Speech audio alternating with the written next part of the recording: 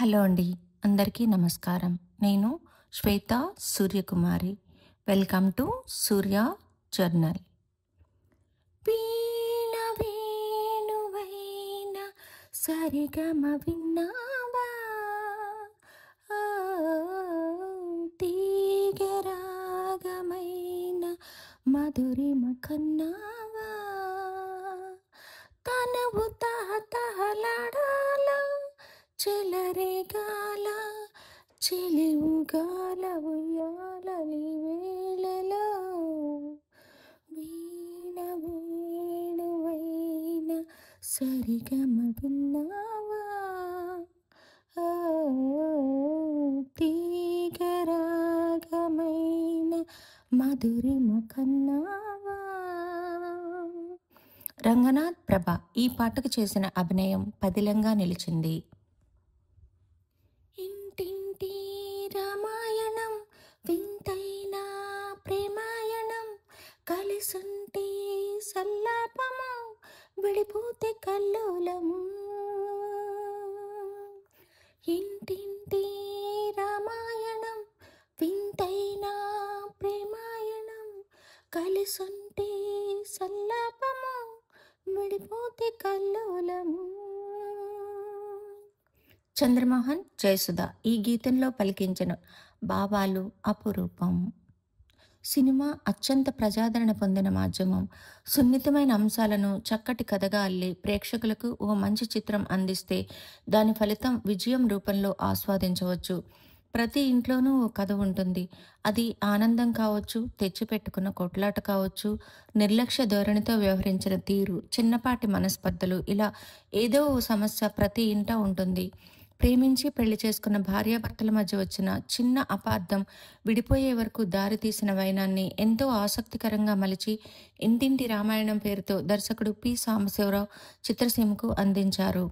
1979లో విడుదలైన ఈ చిత్రం సాధించిన విజయం మాటలకు అందనిది. ఇందులోని పాటలు నిత్య నూతనం, సంగీత ప్రియుల గుండెల్లో ఈనాటికి పదిలం. చంద్రమోహన్, రంగనాథ్ ప్రభ, జయసుధ, నూతన్ ప్రసాద్, రమాప్రభ వీరి చుట్టూనే సినిమా మొత్తం సాగుతుంది. క్రీడాకారుడిగా పేరు తెచ్చుకున్న రంగనాథ్ అంటే ప్రభకు చాలా ఇష్టం. ధనవంతురాలైన ప్రభ రంగనాథ్ ఆడుతున్న ప్రతి చోటుకు వెళ్ళి చూస్తూ ఉంటుంది. బ్యాట్ పట్టాడంటే విజేతగా నిలవాల్సిందే.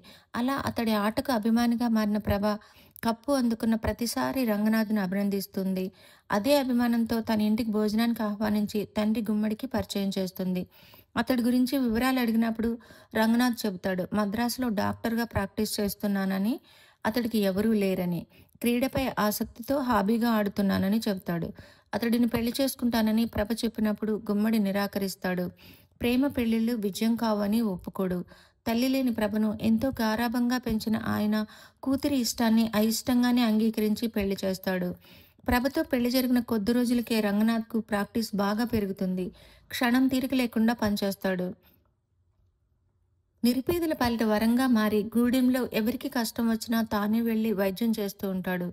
రోజులో ఇంటికి వచ్చే సమయం కూడా లేనంత బిజీ డాక్టర్గా మారిపోతాడు. అతడి ఆటను చూసి ఇష్టపడిన ప్రభకు క్రీడాకారుడిగానే అతడిని చూడాలని ఉంటుంది.